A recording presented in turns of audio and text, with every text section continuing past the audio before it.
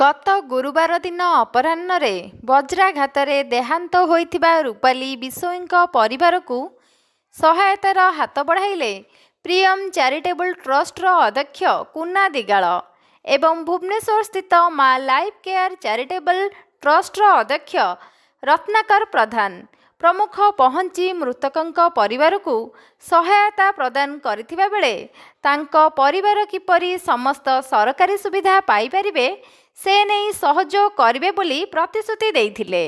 ସେହିପରି ଟିକାବାଲି ଟ୍ରାକ୍ଟର ମାଲିକ ସଂଘ ମଧ୍ୟ ମୃତକଙ୍କ ପରିବାର ପାଖରେ ପହଞ୍ଚି ସହାୟତା କରିଥିଲେ। ସଂଘର ସଭାପତି ବୁଲୁ ଦିଗାଳ, ସମ୍ପାଦକ ଅନନ୍ତ ନାୟକ, କୋଷାଧ୍ୟକ୍ଷ ନୀଳମାଧବ ପାତ୍ରଙ୍କ ସମେତ ଅନ୍ୟ କର୍ମକର୍ତ୍ତାମାନେ ମଧ୍ୟ ଉପସ୍ଥିତ ଥିଲେ।